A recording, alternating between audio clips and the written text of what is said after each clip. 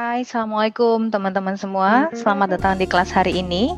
Hari ini kita akan membahas mengenai produk asuransi syariah dari Sun Life yang nantinya teman-teman akan coba tawarkan kepada nasabah-nasabah yang ada di Bank Muamalat.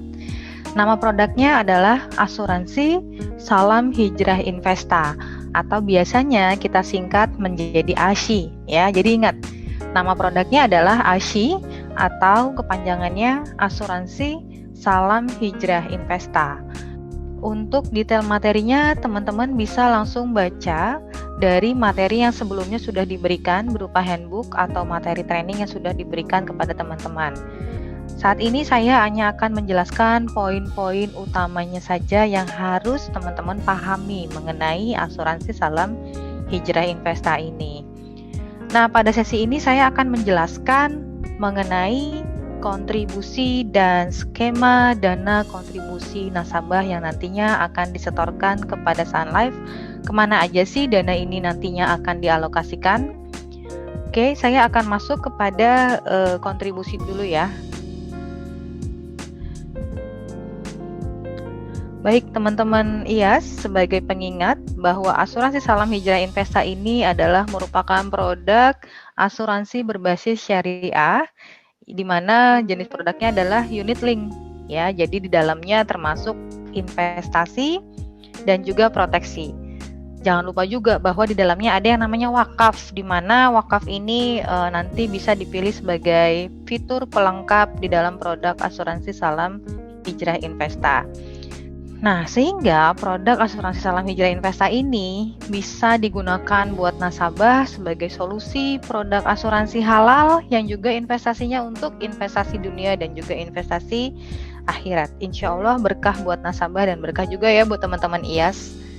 Baik teman-teman, untuk fitur Asuransi Salam Hijrah Investa ini yang pertama adalah kalau kita lihat dari tipe produknya, ini adalah produk unit link dengan masa pembayaran kontribusi sampai dengan usia pesertanya 100 tahun ya.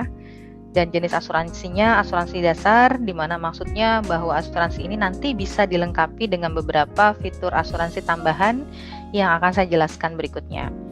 Untuk usia masuk ya, peserta di sini adalah usia masuknya 30 hari sampai dengan 70 tahun. Dan untuk pemegang polis, usia masuknya adalah mulai dari 18 tahun sampai dengan 80 tahun.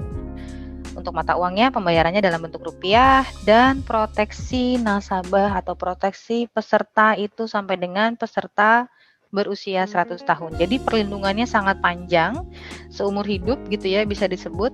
Ini sampai dengan nanti pesertanya berusia 100 tahun. Untuk metode pembayarannya sendiri, ini pembayarannya kita menyarankan untuk wajib pembayaran tahunan ya. Oke, untuk selanjutnya saya akan menjelaskan mengenai kontribusi. Apa sih yang dimaksud dengan kontribusi? Kontribusi adalah sejumlah nilai atau sejumlah nominal dana yang harus disetorkan oleh peserta ya, yang wajib disetorkan setiap tahunnya, karena tadi metode pembayarannya tahunan ya teman-teman. Jadi kalau mungkin teman-teman sebelumnya pernah dengar di konvensional disebutnya premi, sekali lagi saya ingatkan ketika kita membahas tentang asuransi syariah, pembayarannya dalam bentuk kontribusi. Jadi premi kalau di syariah kita sebutnya kontribusi gitu ya. Jadi jangan salah lagi nih ya. Selanjutnya untuk pertama jenis kontribusi yang nanti ada di produk ini adalah pertama kontribusi asuransi berkala. Ya, kita singkatnya sebagai KAB. Jadi kontribusi asuransi berkala ini adalah nominal yang wajib disetorkan oleh peserta sesuai dengan pemilihan metode pembayarannya. Sekali lagi untuk metode pembayaran kita menyarankan untuk pembayaran tahunan ya. Lalu untuk minimum pembayarannya berapa sih untuk bisa memiliki Asuransi Salam Hijrah Investa ini? Teman-teman bisa lihat di sini ya, ada di tabelnya. Untuk pembayaran kalau memang harus bulanan itu minimalnya 1.700.000, tapi secara keseluruhan ya untuk tahunan minimal kontribusi asuransi berkalanya adalah 20 juta untuk tipe pembayaran tahunan. Jadi pembayaran tahunan yang wajib disetorkan untuk kontribusi asuransi berkalanya adalah sebesar 20 juta. Nah, selanjutnya ada yang disebut dengan kontribusi investasi berkala. Apa sih kontribusi investasi berkala? Ini merupakan pembayaran di mana dana nominal yang disetorkan oleh peserta adalah untuk menambahkan nilai investasi di dalam asuransi unit linknya. Untuk metode pembayarannya bisa disetorkan bersamaan dengan kontribusi asuransi berkalanya. Jadi kalau memang nasabah sudah berkomitmen misalnya pembayaran KAB-nya 20 juta, lalu ditambahkan dengan KIB-nya 1 juta, maka peserta harus menyetorkan 21 juta per tahun dengan termasuk KIB-nya tadi. Nah, KIB ini kalau misalnya teman-teman pernah dengar gitu ya sebelumnya di asuransi konvensional, kita biasanya sebutnya top up berkala. Oke, selanjutnya ada kontribusi top up tunggal, di mana sebagai mungkin teman-teman tahu ya, kalau top up tunggal ini untuk menambahkan juga atau memaksimalkan nilai investasi yang ada di asuransi peserta. Untuk top up tunggal bisa disetorkan kapanpun ya, tapi ingat minimalnya adalah sebesar 1.500.000 setiap melakukan top up. Jadi apabila peserta mau melakukan top up bisa dilakukan kapanpun, sekali lagi ya, untuk minimalnya adalah sebesar 1.500.000. Selanjutnya ada kontribusi wakaf berkala. Untuk kontribusi wakaf berkala ini seperti yang teman-teman tahu, ini adalah fitur tambahan apabila peserta merasa ingin menambahkan wakaf di dalam asuransinya. Nah, untuk dana wakaf ini hanya boleh maksimal adalah 30% dari KAB atau dari kontribusi asuransi berkalanya. Jadi, apabila peserta memiliki kontribusi asuransi berkala sebesar 20 juta per tahun, maka kontribusi wakaf berkala maksimal yang boleh disetorkan oleh peserta adalah sebesar 30% dari 20 juta. Maka maksimal wakaf berkalanya jadi sebesar 6 juta. Itu adalah angka maksimal ya. Boleh nggak sih kalau nasabah cuman pingin disetor wakaf berkalanya 500.000 aja? Boleh ya teman-teman. 100.000 boleh nggak? Boleh gitu ya untuk wakaf berkala. Yang penting tidak boleh lebih dari 30% dari kontribusi asuransi berkalanya. Nah, kalau teman-teman tanya, mana sih yang wajib disetorkan dari kontribusi ini? Dari keempat kontribusi ini pastinya yang wajib sekali untuk disetorkan adalah kontribusi asuransi berkalanya. Tapi kalau peserta merasa ingin menambahkan atau memaksimalkan dia punya investasi, maka peserta boleh melakukan top up ya, mau top up secara berkala. Peserta bisa melakukan top up berkala di mana bisa disetorkan bersamaan dengan kontribusi asuransi berkalanya, atau juga bisa memilih top up tunggal kalau ingin memaksimalkan dia punya investasi kapanpun bisa dilakukan top up-nya. Ya, jadi teman-teman bisa tahu di sini ada 4 jenis kontribusi yang nanti peserta bisa lakukan untuk pembayaran asuransinya. Oke, pertanyaannya adalah gimana ternyata peserta ini mau memiliki KAB 20 juta, lalu ada top up sebesar 1 juta, lalu ada wakaf sebesar 1 juta. Boleh nggak sih wakafnya 1 juta aja? Boleh. Jadi nanti peserta harus menyetorkan 20 juta untuk KAB-nya, 1 juta untuk kontribusi investasi berkala atau KIB-nya, dan yang 1 juta untuk kontribusi wakaf berkala atau KWB-nya. Maka setiap tahunnya peserta akan membayar kontribusi sebesar 22 juta. Kurang lebih seperti itu ya. Dan ingat, untuk pembayaran pertama kali bergabung dengan asuransi, peserta bisa membayarkan melalui virtual account ya. Jadi untuk pembayaran pertama harus disetorkan melalui virtual account.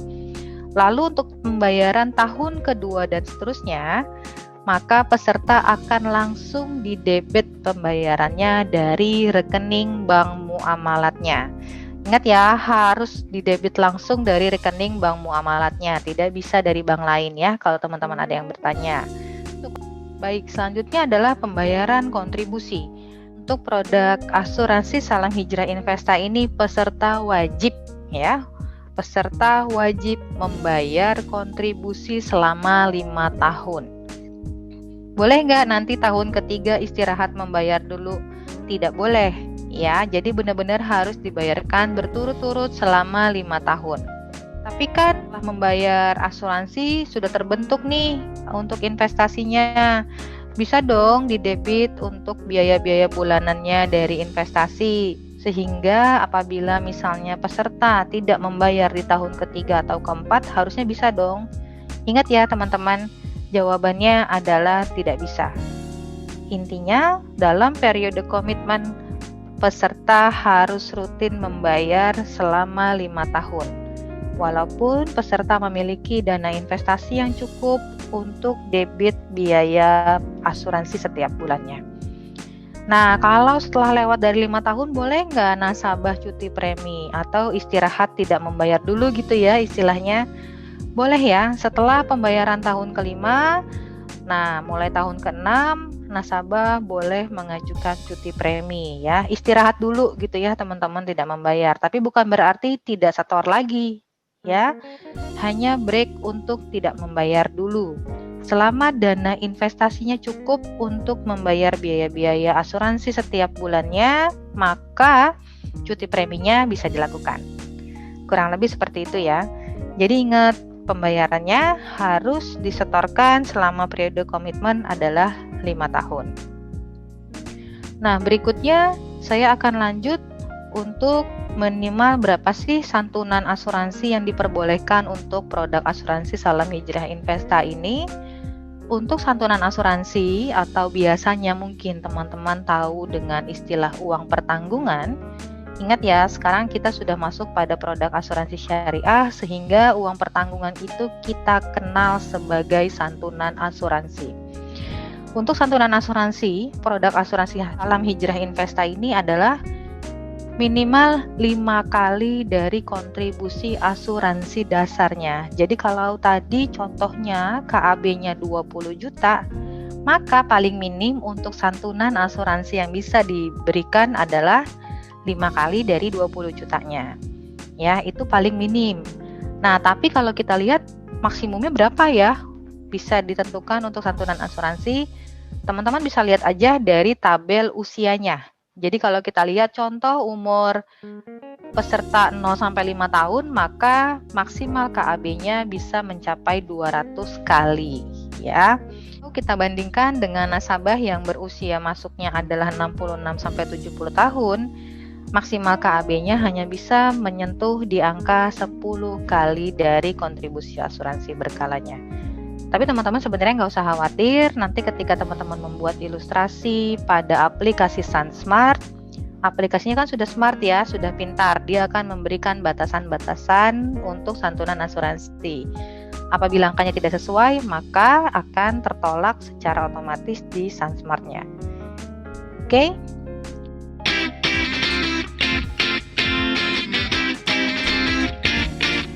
Selanjutnya teman-teman kita harus tahu ya gimana sih dana nasabah ini dikelola. Berikut ini adalah skema dana ASI. Maksudnya gimana sih dana ASI yang disetorkan oleh nasabah setiap tahun ini berjalan gitu ya.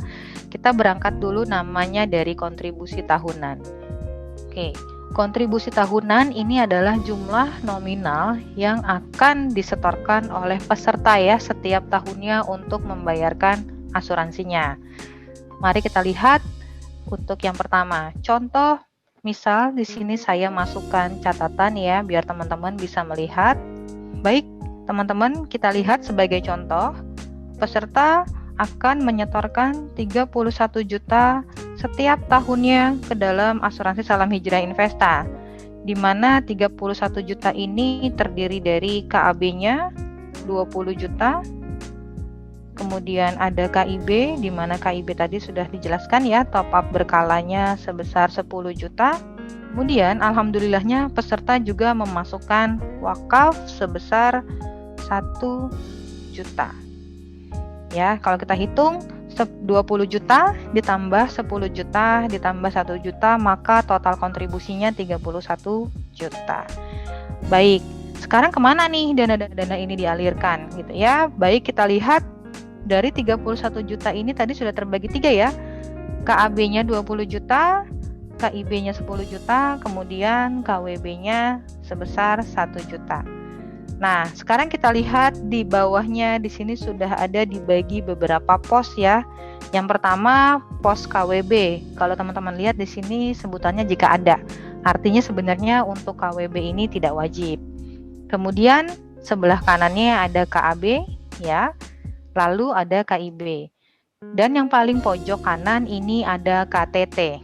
KTT ini tadi top up tunggal ya. Jadi kalau ada top up tunggal nanti masuknya ke pos yang paling kanan dari tabel ini ya.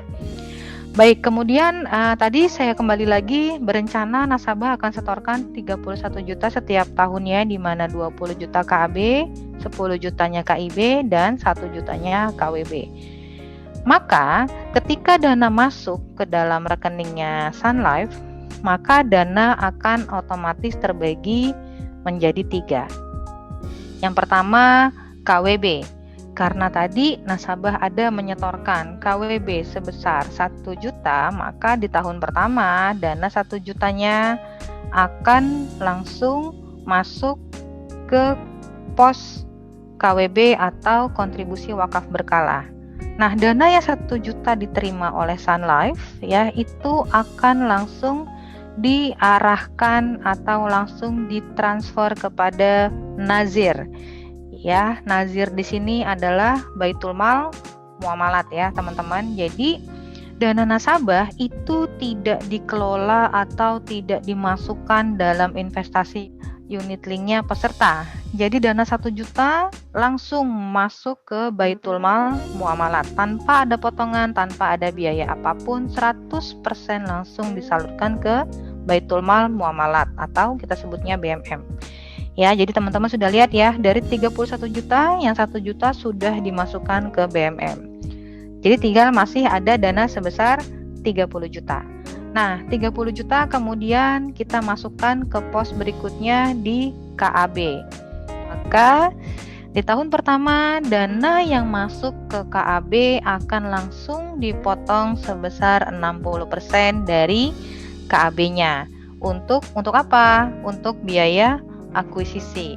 Jadi kalau teman-teman lihat di sini akan dipotong 60% sehingga sisa dananya yang 40% lah yang nantinya akan masuk kepada tabung investasinya. Kurang lebih seperti itu. Nah, kita lihat di sini 60% dari 20 juta adalah sebesar 12 juta. Baik teman-teman, seperti yang teman-teman lihat bahwa biaya yang akan dipotong di tahun pertama dari dana peserta adalah sebesar 12 juta. Sehingga dari KAB yang disetorkan, yaitu yang sebesar 20 juta, dipotong dulu dengan biaya atau ujroh akuisisi sebesar 12 juta. Sehingga dana yang nanti akan masuk investasi hanyalah tinggal 8 juta. Ini untuk tahun pertama ya. Jadi dana yang disetorkan untuk KAB yang 20 juta, yang masuk ke investasi adalah sebesar 8 juta. Karena tadi ada ujroh akuisisi sebesar 60%. Oke. Nah, tadi kan ada 30 juta ya. Ini baru yang 20 juta KAB. Sekarang gimana untuk KIB-nya? Maka kita lihat di kolom KIB. Baik, kita lihat ya sekarang di bagian posnya KIB. Maka dana tadi KIB yang sudah ditentukan oleh peserta adalah sebesar 10 juta yang akan dimasukkan ke kontribusi investasi berkalanya. Dan untuk setiap top up ada yang harus dibayarkan oleh nasabah ya, disebut ujroh kontribusi. Jadi setiap kali nasabah top up sampai kapanpun, setiap kali top up ada ujroh yang harus dibayarkan sebesar 5%. Ini berlaku untuk top up berkala ataupun top up tunggal ya. Jadi setiap ada top up maka peserta akan dikenakan biaya sebesar 5% dari nominal top up-nya. Dalam kasus ini kita lihat tadi top up-nya adalah sebesar 10 juta, maka biaya kontribusi atau ujroh kontribusinya adalah 5% dari 10 juta. Sehingga biaya yang dipotong untuk top up berkalanya adalah sebesar 500.000. Nah, berarti dana yang diinvestasikan dari top up sebesar 9,5 juta. Kenapa? Karena kita lihat uang 10 jutanya dipotong biaya atau ujrah kontribusi sebesar 500.000. Sehingga total yang masuk ke dana investasi nasabah adalah 9,5 juta. Gitu ya. Nah, jadi kita sudah jelas nih, uang 31 juta yang pertama akan masuk ke wakaf sebesar 1 juta, di mana 1 juta langsung diberikan ke nazir, yaitu BMM. Kemudian yang 20 juta itu akan masuk ke pos KAB. Ingat ya, nanti dipotong dulu sebanyak 60% untuk masuk ke investasinya. Lalu yang ketiga akan masuk ke KIB sebesar 10 juta tadi. Jangan lupa juga ada ujroh kontribusi sebesar 5%. Sehingga dana yang masuk 9,5 juta yang akan diinvestasikan. Nah, maka tahun pertama yang akan masuk ke pos investasi adalah, kita lihat di sini ya. Maka kalau kita lihat dari sini ya, tadi KAB yang masuk adalah sebesar 8 juta setelah dipotong akuisisi, kemudian KIB setelah dipotong ujrah kontribusi yang masuk adalah 9,5 juta, sehingga total investasi tahun pertama peserta memiliki dana yang masuk adalah sebesar 17,5 juta. Ingat ya, dari 30 juta dana yang masuk untuk kontribusi asuransinya, setelah dipotong biaya, total yang diinvestasikan jadi tinggal 17,5 juta. Ya, jadi teman-teman harus clear nih di depan bahwa sebenarnya dana 30 juta itu yang disetorkan berupa KAB dan KIB akan dipotong biaya-biaya sesuai dengan ketentuan yang berlaku.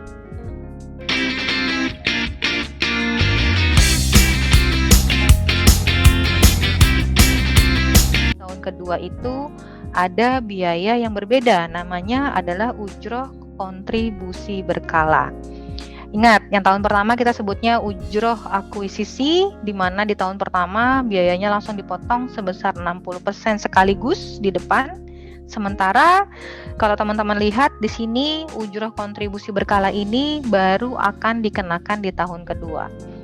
Kemudian apa bedanya ujroh akuisisi dengan ujroh kontribusi berkala? Untuk ujroh kontribusi berkala, bedanya adalah pembayarannya atau biayanya akan dipotong secara nantinya bulanan. Cara potongnya gimana? Kita hitung dulu yuk dari KAB-nya.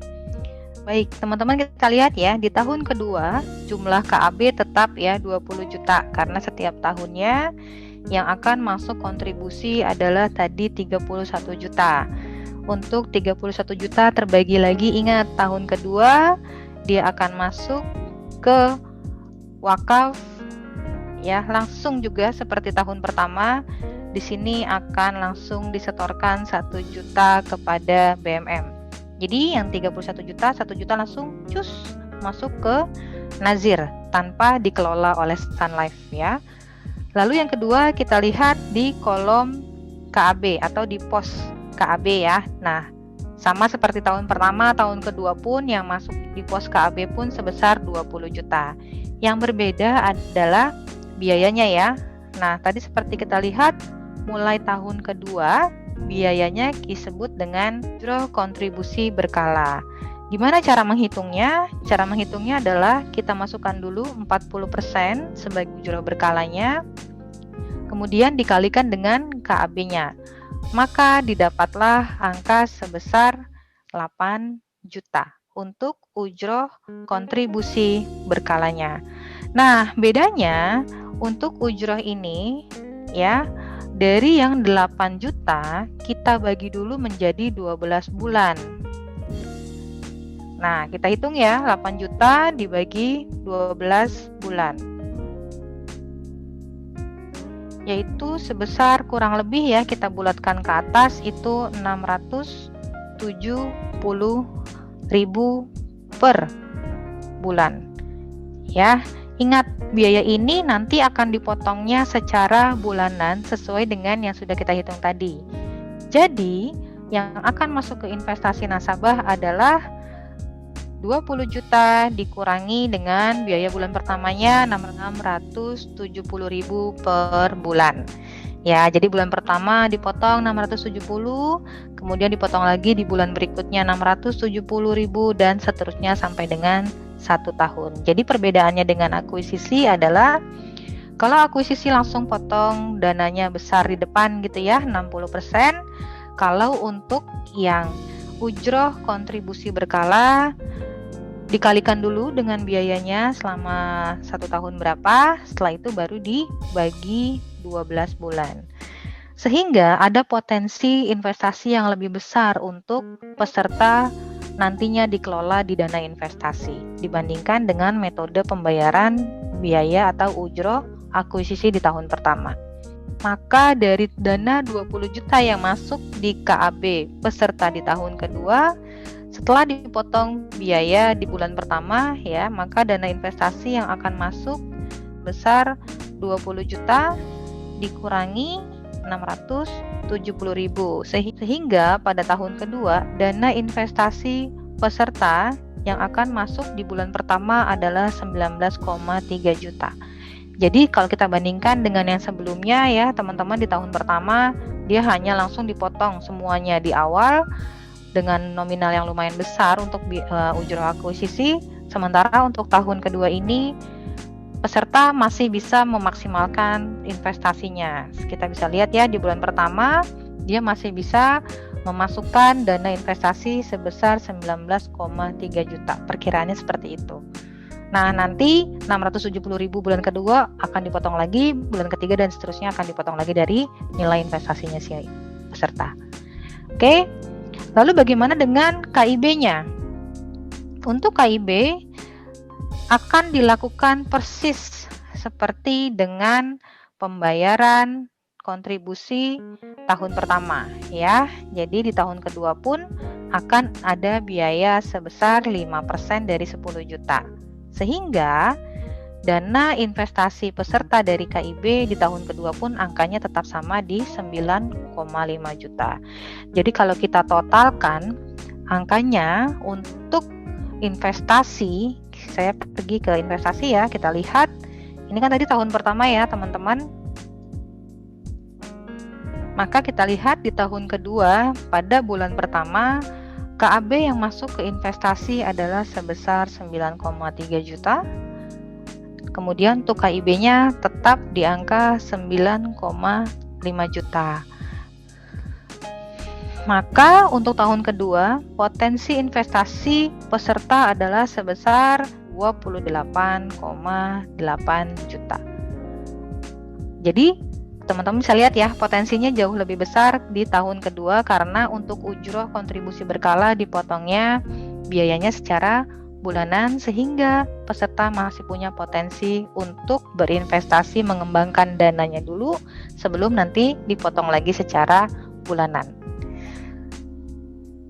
Nah, setiap dana investasi yang masuk pada pos investasi ingat bahwa akan ada biaya-biaya yang akan dikenakan secara bulanan atau tahunan tergantung dengan jenis ujrohnya.